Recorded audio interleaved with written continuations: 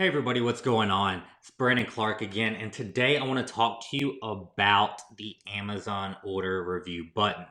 Now, you might have seen a lot of questions going around, posts in the forum, posts on Facebook, about exactly how to use this button, exactly what the customer sees, any tips and tricks with it, right? Everyone's trying to figure this out right now. So with this button, there's a couple of things that you need to keep in mind. The first is there's a 4 to 30 day window, right? And that's in the delivery date of the order. All right, so not when they place the order, anything like that. It's in the delivery window of that. Now, one thing to keep in mind with that, though, right, is if it's a repeat buyer and you can't request a review with that, you can go down to the other orders. So let me show you the button real quick before we dive into that a little too much. So if you're inside of an order, let me get rid of that, sorry. If you're inside of an order, right, you have this request a review button right here. And you can see what I'm talking about with repeat buyers, right? There's 5 orders from this buyer Michelle. Uh, so, the request a review button. This is the big deal right now because everybody's trying to figure out how to get reviews without breaking terms of service. So, one way that we're using this in our business is hitting it with the repeat buyers. Okay, so what we're doing is we're pulling our transaction list and our customer list for the past 30 days that have bought an order from us, inside managed by stats. And then I'm taking that and matching up the email addresses and stuff in there so I know exactly. But you can filter out repeat buyers only inside of managed by stats. And you really don't have to, match it up too much. But we're taking their email addresses or the order number and searching them inside of our Seller Central.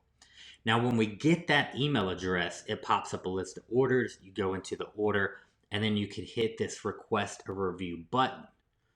Now, if it's outside of that 4 to 30 day window that I was talking about earlier, it won't let you request it, right? It says it's not eligible at this time. But like I said, there's a little trick when it's a repeat buyer, right? So one thing you can do is click on that and go to their previous orders. And so go to the next order down. And no matter if it's 2 months old, 4 months old, 6 months old, there's a little hack where you can go in there and request a review on that order. Even though they just bought another one that wasn't eligible, right? You can go in that second order and then click on that and request a review. Now, see, if you automate in this process, right, and there's going to be some ways to automate this, it's not going to be able to go back and get that second order.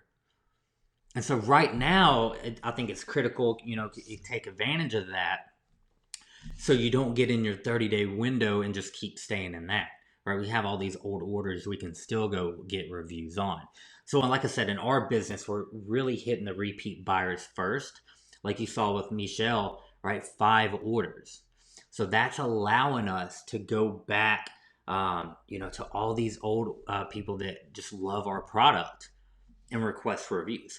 So what does a customer see, right? When they get this, that was one question that's been going around. So in my Facebook group, we've been talking about this a lot. Actually go into detail how to do this more. But right, this is what the customer sees.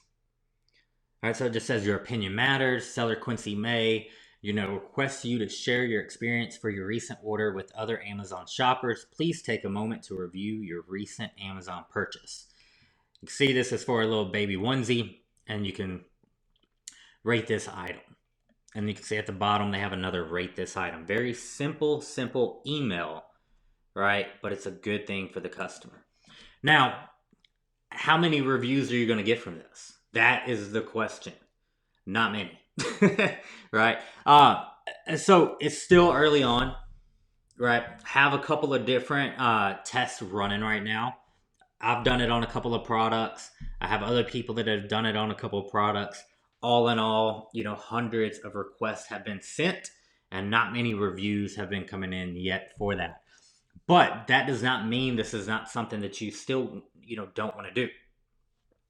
Put it in your arsenal, right? Because a couple of reviews into it, you'll still get them.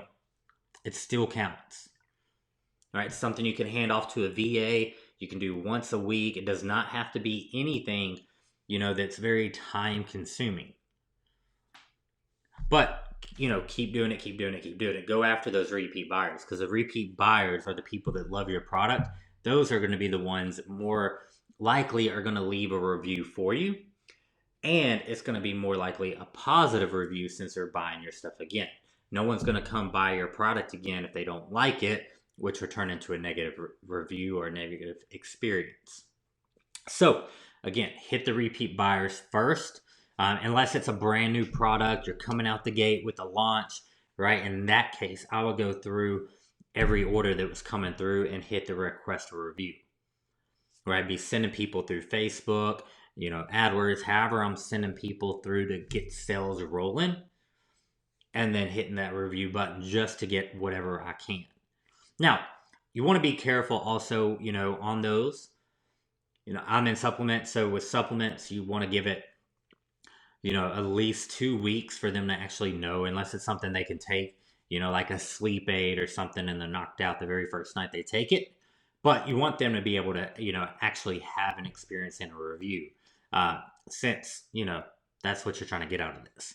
But with that, right, if it's something that they know the quality and all that, right, when they get it, you can hit them up. But like I said, just be careful on that window. Make sure it's in the right, frame for your product. But definitely take advantage of this while you can. Don't go super crazy and do 1,000 a day. There's, no need for that. You're going to be wasting, focus on sales first. But like I said, add this to your arsenal where you're doing it, once a week, like you're optimizing your PPC campaigns or anything like that. Just add it into your weekly schedule. So, hope that helps. Let me know if you have any questions below. Please share the video if you know anybody that needs to hear this or has been wondering about this. Also, subscribe on YouTube down below. And if you need anything at all my information is down below. Thank you so much. See you.